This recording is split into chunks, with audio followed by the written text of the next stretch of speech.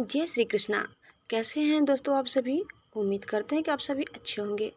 दोस्तों आज हम सुनेंगे श्रीमद् भागवत महापुराण कथा 10वें स्कंद पूर्वार्ध का 8वां अध्याय। इस अध्याय में आज हम सुनेंगे नामकरण संस्कार और बाल लीला की कथा। श्री सुखदेव जी कहते हैं, परीक्षित यदुवंशियों के कुल पुरोहित थे श्री गर्गाचार्य जी। वे बड़े तपस्वी थे। वसुदेव जी की प्रेरणा से वे एक दिन नंद बाबा के गोकुल में आए। उन्हें देखकर नंद बाबा को बड़ी प्रसन्नता हुई। वे हाथ जोड़कर उठ खड़े हुए, उनके चरणों में प्रणाम किया। इसके बाद वे स्वयं भगवान ही हैं, इस भाव से उनकी पूजा की।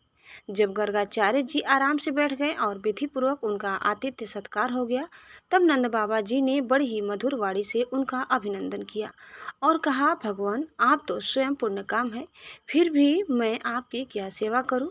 आप जैसे महात्माओं का हमारे जैसे गृहस्थों के घर आ जाना ही हमारे परम कल्याण का कारण है। हम तो घरों में इतने उलझ रहे हैं और इन प्रपंचों में हमारा चित्त इतना दीन हो रहा है कि हम आपके आश्रम तक जा भी नहीं सकते। हमारे कल्याण के सिवा आपके आगमन का और कोई हेतु नहीं है। प्रभु, जो बात साधारणतः इंद्रियों की पहुँच के बाहर है अथवा भूत और भविष्य के गर्भ में निहित है, वह भी ज्योतिष शास्त्र के द्वारा प्रत्यक्ष जान ली जाती है। आपने उसी ज्योतिष शास्त्र की रचना की है। आप ब्रह्म वेत्ताओं में श्रेष्ठ हैं। इसलिए मेरे इन दोनों बालकों का नामकरण आदि संस्कार आप ही कर दीजिए, क्योंकि ब्राह्मण जन्म से ही मनुष्य मात्र का गुरु है। गर्गाचार्य जी ने कहा, नंद जी, मैं सब जगह यदुवंशियों के आचार्य के रूप में प्रसिद्ध हूँ। यदि तुम्हारे पुत्र के संस्कार करूँगा तो लोग समझेंगे कि यह तो देवकी का पुत्र है। कंस की बुद्धि बुरी है, वह पाप ही सोचा करती है। वसुदेव जी के साथ तुम्हारी बड़ी घनिष्ठ मित्रता है। जब से देवकी की कन्या से उसने यह बात सुनी है कि उसको मारने वाला और कोई कहीं पैदा हो गया है, तब से वह यही सोचा करता है कि देवकी के 8वें गर्भ से कन्या का जन्म नहीं होना चाहिए। यदि मैं तुम्हारे पुत्र का संस्कार कर दूं और वह इस बालक को वसुदेव जी का लड़का समझकर मार डाले तो हमसे बड़ा अनर्थ हो जाएगा। नंद बाबा ने कहा, आचार्य जी, आप चुपचाप इस एकांत गौशाला में केवल स्वस्ति वाचन करके इस बालक का द्विजाति समुचित नामकरण संस्कार मात्र कर दीजिए।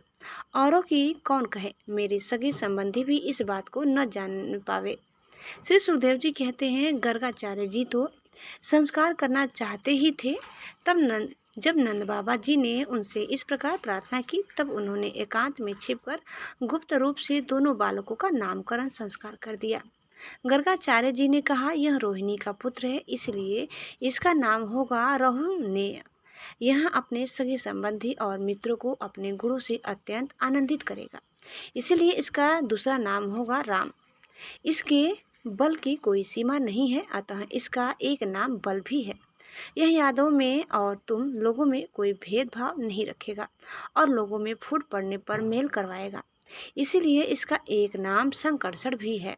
और यह जो सावला सावला है, यह प्रत्येक युग में शरीर ग्रहण करता है। पिछले युगों में इसने क्रमशः श्वेत, रक्त और पीत, ये 3 विभिन्न रंग स्वीकार किए थे।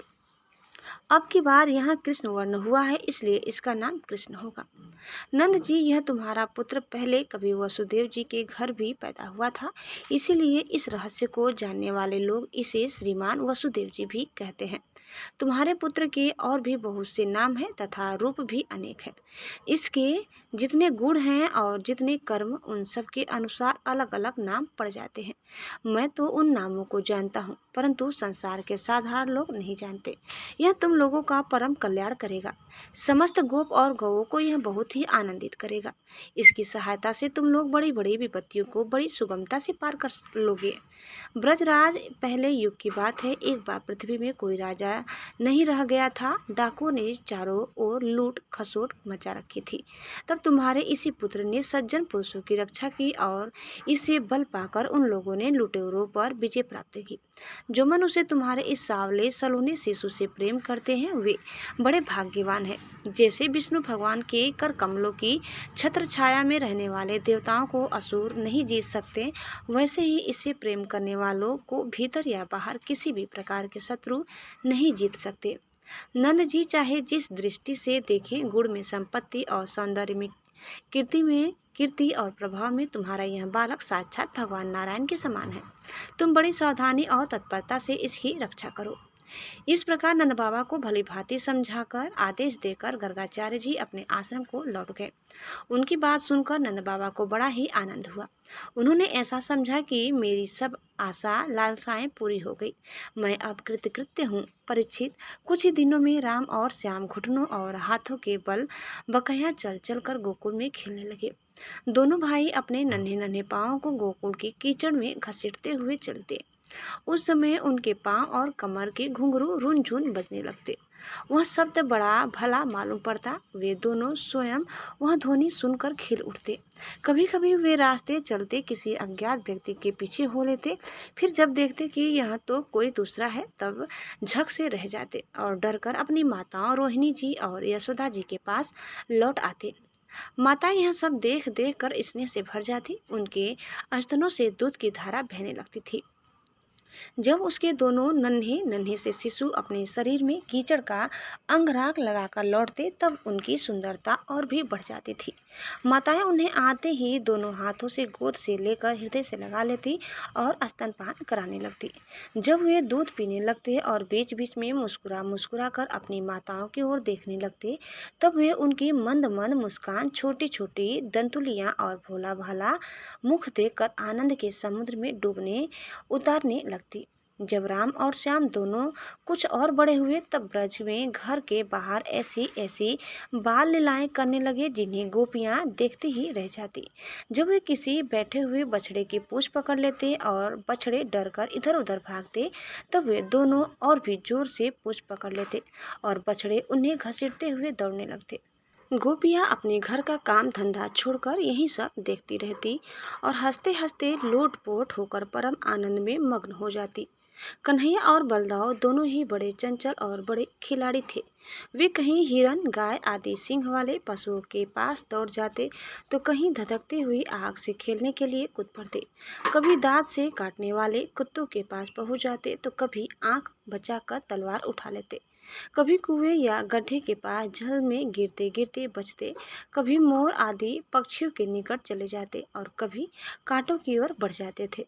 माताएं उन्हें बहुत बरजती परंतु एक न चलती। ऐसी स्थिति में वे घर का काम धाम भी नहीं संभाल पाते। उनका चित्त बच्चों को भय की वस्तुओं से बचाने की चिंता से अत्यंत चंचल रहता था।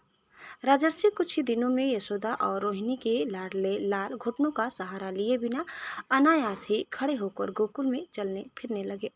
ये ब्रजवासियों के कन्हैया स्वयं भगवान है, परम सुंदर और मधुर, परम मधुर। अब वे और बलराम अपनी ही उम्र के ग्वाल बालों को अपने साथ लेकर खेलने के लिए ब्रज में निकल पड़ते और ब्रज की भाग्यवती गोपियों को निहाल करते हुए तरह तरह के खेल खेलते। उनके बचपन की चंचलताएं बड़ी ही अनोखी थी। गोपियों को तो वे बड़ी ही सुंदर और मधुर लगती। एक दिन सब की सब इकट्ठी होकर नंद बाबा के घर आई और यशोदा माता को सुना सुनाकर कन्हैया के करतूत कहने लगी। अरे यशोदा, यह तेरा कान्हा बड़ा नटखट हो गया है। गाय धोने का समय न होने पर भी यह बछड़ों को खोल देता है और हम डांटते हैं तो ठहा ठहा कर हंसने लगता है।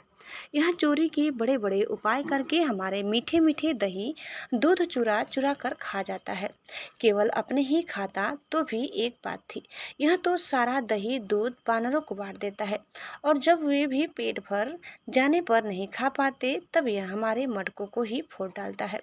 यदि घर में कोई वस्तु इसे नहीं मिलती तो यह घर और घर वालों पर बहुत झीझता है, खींचता है और हमारे बच्चों को रुलाकर भाग जाता है। जब हम दही दूध को छींको पर रख देते हैं और इसके छोटे छोटे हाथ वहां तक नहीं पहुंच पाते तब ये बड़े बड़े उपाय रचता है। कहीं दो चार पीढ़ों को एक के ऊपर एक रख देता है, कहीं उखल पर चढ़ जाता है तो कहीं उखल पर पीढ़ा रख देता है। जब इतने पर काम नहीं चलता तब यह नीचे से ही उन बर्तनों में छेद कर देता है। इसे इस बात की पक्की पहचान रहती है कि किस छीके पर किस बर्तन में क्या रखा है और ऐसे ढंग से छेड़ करना जानता है कि किसी को पता तक न चले। जब हम अपनी वस्तुओं को बहुत अंधेरे में छिपा देते हैं, तब नंद रानी, तुमने जो इसे बहुत से मणिमय आभूषण पहना रखे हैं, उनके प्रकाश से अपने आप ही यह सब कुछ देख लेता है। इसके शरीर में भी ऐसी ज्योति है कि जिससे इसे सब कुछ दिख जाता है। यह इतना चालाक है कि कब कौन कहाँ क्या रखता है इसका पता रहता है। और जब हम सब घर के काम धंधों में उलझती रहती हैं, तब यह अपना काम बना लेता है। ऐसा करके भी ढिठाई की बातें करता है, उल्टे हमें ही चोर बनाता और अपने घर का मालिक बन जाता है। इतना ही नहीं, यह हमारे लिपे पुते स्वच्छ घरों में मूत्र आदि भी कर देता है। तनिक देखो तो इसकी ओर, वहाँ तो चोरी की अनेकों उपाय करके काम बनाता है, और यहाँ मालूम हो रहा है मानो पत्थर की मूर्ति खड़ी हो। वाह रे भोले भाले साधु। इस प्रकार गोपियाँ कहती जाती और श्री कृष्ण की भीत चकित नेत्रों से मुखमंडल को देखती जाती। उनकी यह दशा देखकर नंदरानी यशोदा उनके मन का भाव ताड़ लेती और उनके हृदय में स्नेह और आनंद की बाढ़ आ जाती। वे इस प्रकार हंसने लगती कि अपने लाडले कन्हैया को इस बात का उलाहना भी न दे पाती, डांटने की बात तक नहीं सोचती। एक दिन बलराम आदि ग्वालबाल श्री कृष्ण के साथ खेल रहे थे। उन लोगों ने माँ यशोदा के पास आकर कहा, माँ, कन्हैया ने मिट्टी खाई है।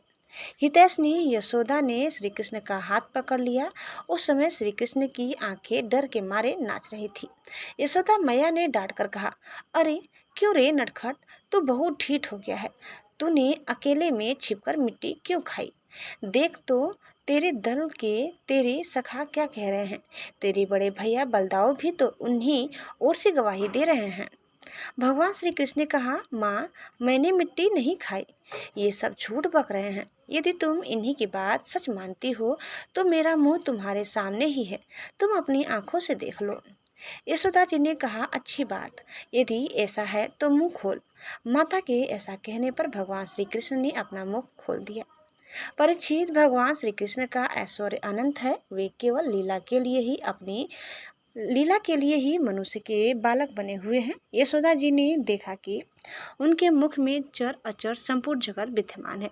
आकाश, दिशाएं, पहाड़, द्वीप और समुद्रों के सहित सारी पृथ्वी, बहने वाली वायु, विद्युत, अग्नि, चंद्रमा और तारों के साथ संपूर्ण ज्योतिर्मंडल, जल, तेज, पवन, वियत, वैकारिक, अहंकार के कार्य देवता, मन, इंद्रिय, पंचमात्राएं और तीनों गुण श्री कृष्ण के मुख में दिखे पड़े।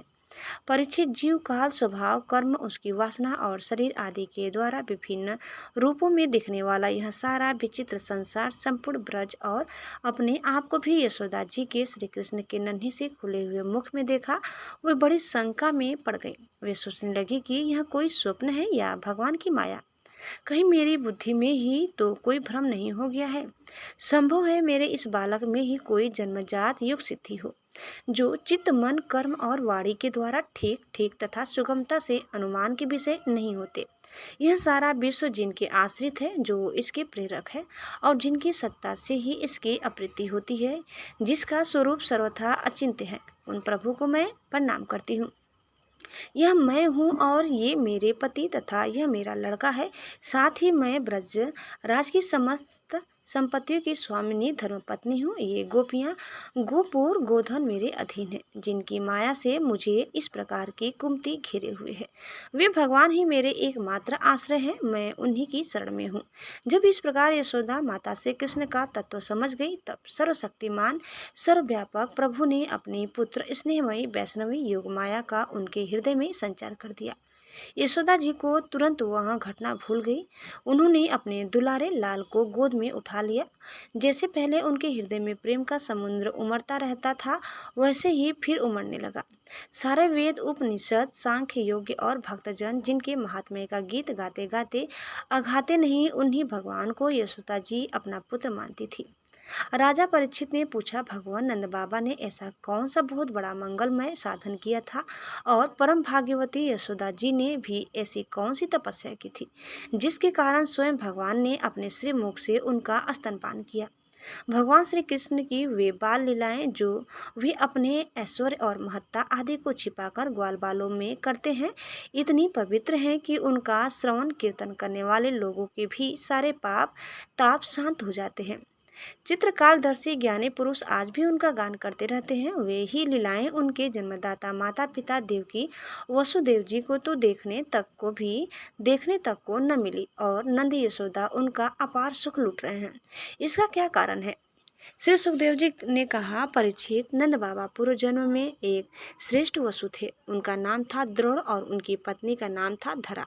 उन्होंने ब्रह्मा जी के आदेशों का पालन करने की इच्छा से उनसे कहा, भगवान, जब हम पृथ्वी पर जन्म ले तब जगदीश्वर भगवान श्री कृष्ण में हमारी अनन्य प्रेममयी भक्ति हो, जिस भक्ति के द्वारा संसार में लोग अनायास ही दुर्गतियों को पार कर जाते हैं। ब्रह्मा जी ने कहा, ऐसा ही होगा। वे ही परम यशस्वी भवन में द्रोण ब्रज में पैदा हुए और उनका नाम हुआ नंद, और वे ही धरा इस जन्म में यशोदा के नाम से उनकी पत्नी हुई। परीक्षित, अब इस जन्म में जन्म मृत्यु के चक्र से छुड़ाने वाले भगवान उनके पुत्र हुए और समस्त गोप गोपियों की अपेक्षा इन पति पत्नी नंद और यशोदा जी का उनके प्रति अत्यंत प्रेम हुआ। ब्रह्मा जी की बात सत्य करने के लिए भगवान श्री कृष्ण बलराम जी के साथ ब्रज में रहकर समस्त ब्रजवासियों को अपनी बाल लीला से आनंदित करने लगे। दोस्तों, इस प्रकार कथा यही समाप्त होता है। आगे की कथा सुनने के लिए आप दूसरी वीडियो को अवश्य सुनिए। दोस्तों, उम्मीद करते हैं कि आपको हमारी आज की यह कथा जरूर पसंद आई होगी। कैसी लगी कमेंट करके बताइए। चैनल में नए हैं तो प्लीज़ लाइक शेयर और सब्सक्राइब करना न भूलें। धन्यवाद। जय श्री कृष्णा, जय श्री मन नारायण। एक बार प्रेम से बोलिए श्री बांके बिहारी लाल की जय।